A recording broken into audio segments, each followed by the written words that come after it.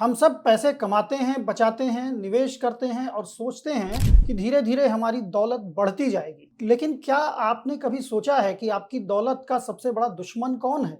आमतौर पर लोग कहेंगे महंगाई, टैक्स, शेयर बाजार का गिरना, इन सब का असर जरूर होता है, लेकिन आपकी दौलत को नुकसान पहुंचाने वाले कुछ ऐसे दुश्मन भी हैं जो आमतौर पर दिखाई नहीं देते।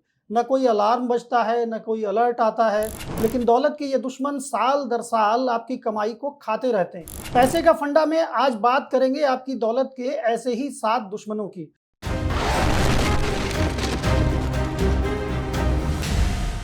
नमस्कार, मैं हूं विप्लव राही और आप देख रहे हैं बोले भारत। आज हम दौलत के जिन 7 दुश्मनों की बात करने जा रहे हैं, उन्हें काबू में करना बेहद जरूरी है, वरना आप अपनी कमाई को न तो सही ढंग से बचा पाएंगे और न ही बढ़ा सकेंगे। दौलत का दुश्मन नंबर 1 है लाइफस्टाइल इन्फ्लेशन। आपकी सैलरी जब 50,000 रुपए थी, तब आप 35,000 में घर चला लेते थे और 15,000 रुपए बचा लेते थे। अब सैलरी बढ़कर 80,000 हो गई तो लगता है कि अब तो बचत भी काफी बढ़ जाएगी, लेकिन नई सैलरी के साथ नया फोन आ गया, कार अपग्रेड हो गई, बाहर खाना बढ़ गया, छुट्टियां महंगी हो गई और शायद घर का किराया भी बढ़ गया। नतीजा, सैलरी 60% बढ़ी लेकिन बचत शायद 20% भी नहीं बढ़ पाई। ऐसा अक्सर होता है और इसे कहते हैं लाइफस्टाइल इन्फ्लेशन, यानी कमाई बढ़ते ही खर्च भी बढ़ जाना। दिक्कत यह है कि अक्सर हमें इसका एहसास भी नहीं होता। इसलिए अगली बार सैलरी बढ़े तो सवाल ये नहीं होना चाहिए कि अब मैं क्या खरीद सकता हूं, सवाल ये होना चाहिए कि अब मैं कितना ज्यादा बचा सकता हूं। अब बात करते हैं दुश्मन नंबर 2 की। यह दुश्मन बहुत खतरनाक है, लेकिन जिस पर हम अक्सर ध्यान नहीं देते। वो दुश्मन है हम खुद और इन्वेस्टर के तौर पर हमारा अपना बर्ताव। कैसे, आइए समझते हैं।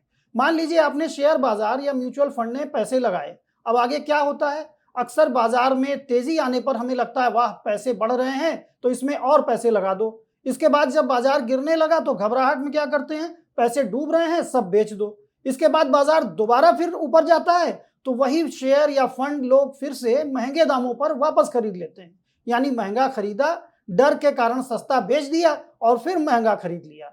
यानी दौलत डुबाने का हमने पूरा इंतजाम कर लिया। यही वजह है कि कई बार कोई म्यूचुअल फंड कागज पर तो शानदार रिटर्न देता नजर आता है, लेकिन निवेशक को उतना मुनाफा नहीं मिलता। क्यों? क्योंकि निवेश सिर्फ गणित का खेल नहीं है, ये व्यवहार का भी खेल है। एक और बात, सिर्फ पिछले 1-2 साल में सबसे ज्यादा रिटर्न देने वाले फंड के पीछे भागना भी सही रणनीति नहीं है।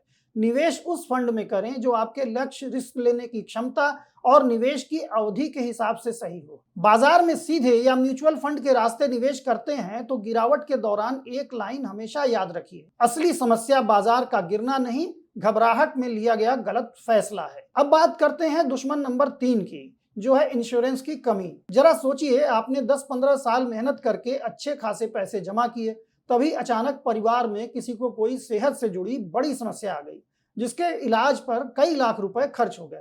ऐसे में अगर आपके पास पर्याप्त हेल्थ इंश्योरेंस नहीं हो तो क्या होगा? आपका बरसों में किया गया इन्वेस्टमेंट खाली करने की नौबत आ सकती है। एफडी तोड़नी पड़ सकती है, म्यूचुअल फंड बेचने पड़ सकते हैं और इनसे भी काम न बने तो कर्ज भी लेना पड़ सकता है। यानी आपने सालों में जो पैसे जुटाए, अस्पताल का बड़ा बिल उसे एक झटके में खाली कर सकता है। यानी इंश्योरेंस भी आपकी वेल्थ स्ट्रेटजी का एक अहम हिस्सा होना चाहिए। अब बात करते हैं दौलत के दुश्मन नंबर 4 की, जो है एजुकेशन और घर बनाने का बढ़ता खर्च। आज बच्चों की पढ़ाई का खर्च देखिए, स्कूल कॉलेज की फीस, प्रोफेशनल कोर्स, विदेश में पढ़ाई, ये तमाम बड़े खर्च आपकी दौलत में बड़ी सेंध लगा सकते हैं। इनसे निपटना है तो कई साल पहले से तैयारी करनी पड़ती है। अगर आपके बच्चे की पढ़ाई के लिए 15 साल बाद 30 लाख रुपए चाहिए तो उसकी योजना आपको अभी से बनानी होगी। इसी तरह घर खरीदने का इरादा है तो सिर्फ ईएमआई चुकाने की क्षमता ही नहीं, डाउन पेमेंट के पैसों का इंतजाम भी करना होगा। अगर पहले से प्लानिंग नहीं की तो ये तमाम बड़े खर्च आपकी कमाई को ऐसे खत्म कर देंगे कि आप ढूंढते रह जाएंगे। अब बात उस दुश्मन की जो आपकी सैलरी आने से पहले ही उसका बड़ा हिस्सा ले जाता है। ये दुश्मन नंबर 5 है महंगे यानी हाई इंटरेस्ट वाले कर्ज। मिसाल के तौर पर क्रेडिट कार्ड का बकाया, पर्सनल लोन, महंगे ब्याज वाली ईएमआई, ये ऐसे खर्च हैं जिनका असर कई बार फौरन नहीं नजर आता, लेकिन धीरे धीरे आपकी जेब खाली कर देता है। अगर आपकी सैलरी का बड़ा हिस्सा हर महीने ईएमआई और क्रेडिट कार्ड के भुगतान में चला जाए तो निवेश के लिए पैसे कहां से आएंगे। खास तौर पर क्रेडिट कार्ड का बकाया बढ़ता गया तो ब्याज पर और ब्याज का बोझ अच्छी खासी सैलरी को भी निगल सकता है। आपकी दौलत के छठे दुश्मन हैं इमोशनल और दिखावे वाले खर्च। ये वो खर्च हैं जो आमतौर पर लोगों को छोटे और जरूरी लगते हैं, लेकिन लंबे समय में उनकी दौलत पर बड़ा असर डाल सकते हैं। मिसाल के तौर पर दोस्त ने नया फोन लिया तो हमें भी लेना है, पड़ोसी ने नई कार खरीदी तो हमें भी कार बदलनी है, सोशल मीडिया पर किसी की विदेश यात्रा के वीडियो देखे तो हमें भी वैसी ही छुट्टी चाहिए, ऑनलाइन सेल आई तो कुछ ऐसा खरीद लिया जिसकी जरूरत ही नहीं थी। यह इमोशनल और दिखावे वाली स्पेंडिंग।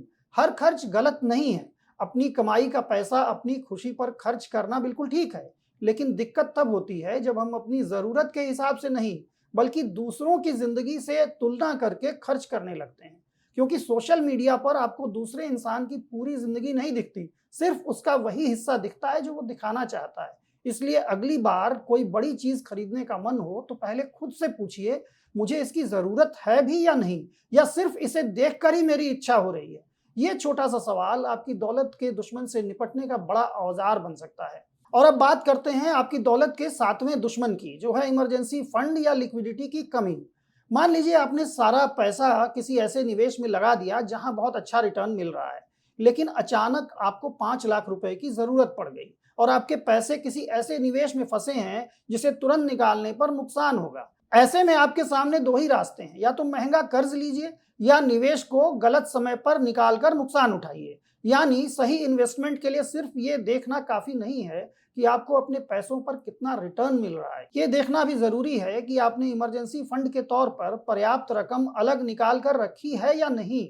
इस फंड को सही ढंग से निवेश करना चाहिए, जहां से जरूरत पड़ने पर आपको अपने पैसे जल्दी और बिना ज्यादा नुकसान के मिल जाएं। अपने एक पिछले वीडियो में हमने आपको बताया भी था कि एफडी इसका एक अच्छा तरीका हो सकता है। कुल बात इतनी है कि इमरजेंसी फंड के पैसे सिर्फ रिटर्न देखकर नहीं बल्कि लिक्विडिटी को ध्यान में रखकर भी निवेश किए जाने चाहिए। अगर आप इन बातों का ध्यान रखेंगे तो आपकी दौलत ऊपर बताए गए 7 दुश्मनों से बची रहेगी। पैसे का फंडा में फिलहाल इतना ही।